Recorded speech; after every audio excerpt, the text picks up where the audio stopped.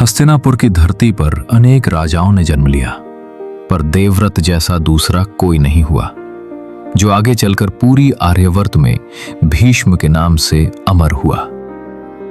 यह केवल एक योद्धा की कहानी नहीं है, ये त्याग, प्रतिज्ञा और धर्म के लिए जीवन समर्पित कर देने वाले पुरुष की कथा है। गंगा के तट पर जन्मा देवव्रत तेजस्वी था, विनम्र था और शस्त्रों तथा शास्त्रों दोनों में निपुण था। उसकी आंखों में बचपन से ही एक गहरी गंभीरता थी। वो केवल एक राजकुमार नहीं था, वो हस्तिनापुर के भविष्य की आशा था। फिर नियति ने खेल खेला। राजा शंतनु सत्यवती से प्रेम कर बैठे, लेकिन उसके पिता की शर्त ने उन्हें भीतर तक तोड़ दिया। प्रेम था पर उत्तर नहीं था। राजा मौन हो गए और उनके चेहरे पर केवल दुख रह गया। देवव्रत ने अपने पिता की पीड़ा देखी और सत्यवती के पिता के सामने पहुंच गया। उसने सिंहासन का अधिकार त्याग दिया, पर इतना ही नहीं, उसने जीवन भर अविवाहित रहने की भीषण प्रतिज्ञा ली। उस क्षण आकाश जैसे ठहर गया। देवव्रत अब देवव्रत नहीं रहा, वो बन गया भीष्म। भीषण प्रतिज्ञा करने वाला, अडिग, अजेय और अप्रतिम। समय बीतता गया। भीष्म हस्तिनापुर के सबसे बड़े आधार बन गए। वे राजा नहीं बने, लेकिन राजवंश की रक्षा उन्हीं के कंधों पर थी। वे नीति जानते थे, धर्म जानते थे और कर्तव्य को जीवन से ऊपर रखते थे। दरबार में उनकी उपस्थिति ही स्थिरता थी। पर दुर्भाग्य ये था कि जिस राज्य की उन्होंने रक्षा की, वही राज्य धीरे धीरे अधर्म की ओर बढ़ने लगा।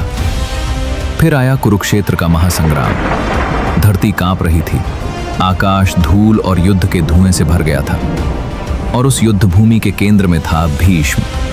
सफेद केश, भव्य कवच और अदम्य तेज के साथ वे कौरव सेना का नेतृत्व कर रहे थे। उनका पराक्रम इतना महान था कि पांडव सेना भी उनके शौर्य को देखकर चकित रह गई। लेकिन युद्ध में एक मोड़ आया। शिखंडी को सामने देखकर भीष्म ने शस्त्र उठाने से इनकार कर दिया और उसी क्षण अर्जुन के बाण उनके शरीर में उतर गए। वो पराजय नहीं थी, वो एक महान प्रतिज्ञा की अंतिम परीक्षा थी। हजारों बाणों के सहारे भीष्म का शरीर बाणशैया बन गया, पर उन्होंने मृत्यु को भी प्रतीक्षा करने को कहा।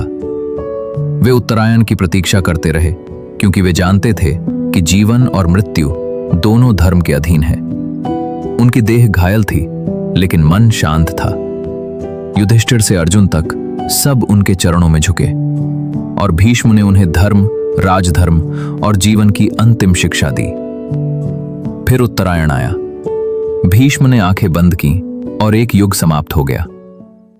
भीष्म की कहानी केवल त्याग की नहीं है, यह सिखाती है कि कर्तव्य महान हो सकता है, लेकिन हर प्रतिज्ञा के पीछे मानव हृदय की कीमत भी होती है।